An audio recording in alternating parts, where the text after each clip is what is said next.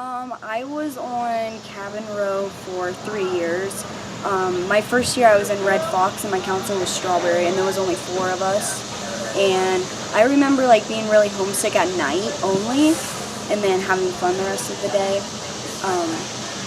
And then I almost didn't come back for my second year, but my mom was like, well, let's try it out again. And then I loved it. The second year I wasn't as homesick, and I have been coming for 11 years now, so really happy I came back.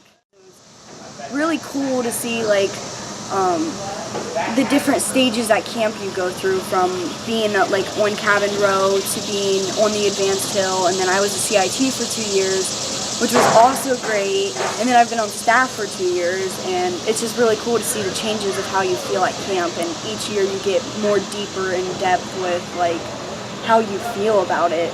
Like, it's almost like you could never not come back. You always have to visit every once in a while. I'm Lena, and I've been coming to camp since 1992. My mom found an ad in the newspaper for Camp Wyandot, and we decided to try it out, and I was hooked since then. I was that camper that came to camp multiple weeks in a row, and I never really felt homesick. There's a comfort here. It feels like home. And I think that that has to do with the staff that's here. It has to do with the environment and just the love that everyone feels for this place. I know that when I was a camper and the staff that I looked up to, and then when I became staff, there's just such a love and a safetyness that's here. I don't know if that's a word. There's just a love and a level of comfort. You are encouraged to be yourself. You are accepted, and it doesn't matter, where you come from or who you are outside of camp, or, what kind of clothes you wear. That we're all accepted, and that it's a safe place to really be yourself. And I think that that is something that I needed at that time in my life, and that's something that I hope, future generations are able to find too. This place is really incredible. I think probably my most memorable counselor moment, though, like if we're talking about counselors, is do you remember what's her name? Oh, Melon.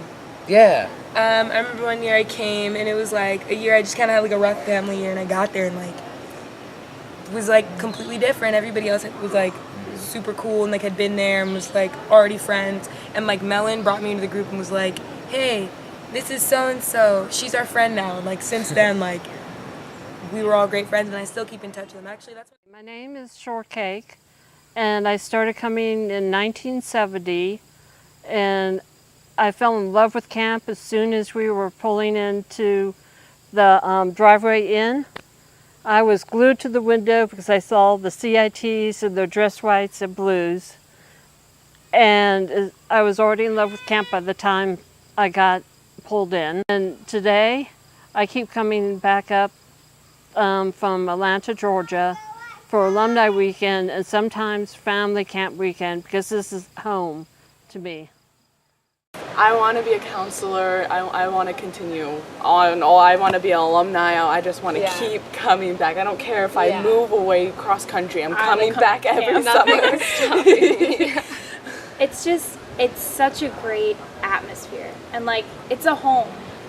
No matter like what your age is, if you're a counselor, a camper, a CIT, or just like anyone, as soon as you walk in, you feel like this hominess. Yeah, I've been to like 4 different Girl Scout camps, and nothing ever kept me there, and then I came here and I was like, oh, I'm never leaving. Hi, my name is Babs, and I've been coming to Camp Wyandot since I was 7 years old, and that's quite a long time ago. And I just remember the first time I came, how I was so excited. It seemed like it took forever to get here. And I was sad, I think, when my parents left, but I had the best time of my life here, and it was so different than being in the city. And I've came every year until I was about 13. And then I became a counselor later on, and I've been a pool staff person volunteering for 24 years, most of here and there during the summer.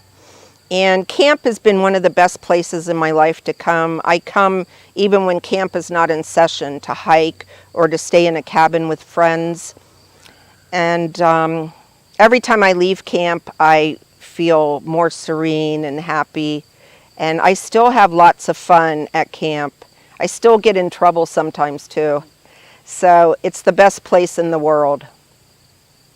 Us three, we are third generation campers, meaning our grandmother was here as a camper, CIT, and counselor, and our mom was here as a camper, and now we are here as a camper, CIT, and counselor. So it's kind of weird to talk about because it's never something that is kind of like to the side. It's never like, oh, summer's coming up and you get to go to camp. It's, oh, summer's coming up and you get to go home. And it's like this, like the people, the atmosphere, it changes over the years, but it's still camp. And that's like, it's in our family, and it'll probably stay in our family as long as camp lives. We sing the campfire blessing, not the campfire, yes, the campfire blessing every year at Thanksgiving.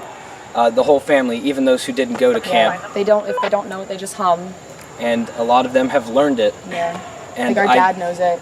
I don't think he sings it, but he knows it. And I think that's really cool and something really special that not everybody gets to have. Before Camp Wyandot split off from Campfire, we were all in a Campfire group together with a couple other people that went on to be CITs, like Mowgli, who was my Wolfie brother. It's a lot of fun.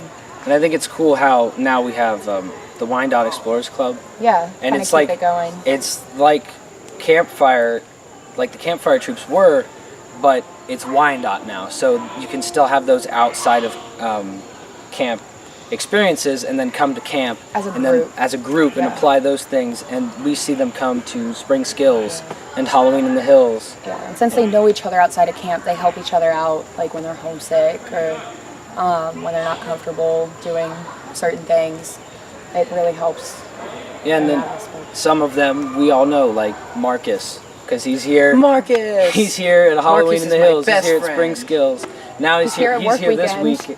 Yeah, he comes to all the weekend events, and his mom helps out with a lot of stuff too. Hi, my name is Kathy. Camp name is Nike. I first came to camp, I believe, 1967, and I absolutely loved it. I brought a suitcase full of candy, which you weren't supposed to do, and they weighed you at the time too. And my grandparents made me fudge and seafoam. My son brought home a brochure when he was in the first grade about Camp Wyandot, so we brought him to camp, and when I was leaving, I was crying, and my husband asked why I was crying. I said, I want to stay.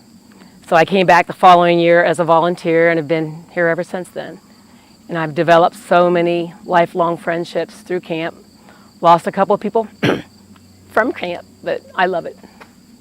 Absolutely love it. Alice Fuller, and I have been coming to camp for more than 25 years. And the first time I came to camp, I was 14, and I came because my friend in the club program said I should come. And I'd been going to the day camp program for a few years. And I was pretty scared and nervous when I got here, but I just remember the counselors really treating me like a capable human being, and that being really important to me. So one thing about camp that's really transformative to kids is that kids are expected to be able to do things. You know, we live in a society now where parents are so protective, and I can be this way too with my own kids. And camp is a place where kids come and, you know, they can be 12 years old and they're cooking their dinner over a fire and using tools, and it's such a different kind of self-confidence booster than getting a certificate at school or a trophy at soccer. It's like, I did something that counts toward being a productive human being, and I know how to do it, and I am like a person capable of taking care of myself. And I think that's one of the great things about camp. So now, I think what I've noticed about camp since I've grown up is that when I come back, even if I don't know anybody, if I come back just to visit camp and I don't know anybody here, or I know one person here, it still feels like camp, and I've tried to nail down what is that thing that makes it camp still, besides the physical environment, which is awesome and historical and great. But what's that emotional thing that makes me feel at home even when I don't know anyone? And when I look at the counselors and the staff, it's like they have such a spirit of everyone being great for who they are, and they are silly about being themselves, and they're okay being different and crazy, and it makes the kids feel like it's okay to be different and crazy, and that whoever they are is fantastic, and that's just who they should be. And a lot of times kids don't get that message at school. You're supposed to be like this, and maybe in your culture you're supposed to be like this, and if you're different from that, it's not okay. And at camp, it's whoever you are and whoever you show up as, that's great, and we welcome you, and you're perfect just like that. And so that's something that's really fantastic about camp that I value. And I think part of that is the natural environment. Like everything that grows and everything that's living here is perfect. That's how it's supposed to be. It's welcome here and it belongs. And that's how kids at camp are treated too. They belong here, just how they are.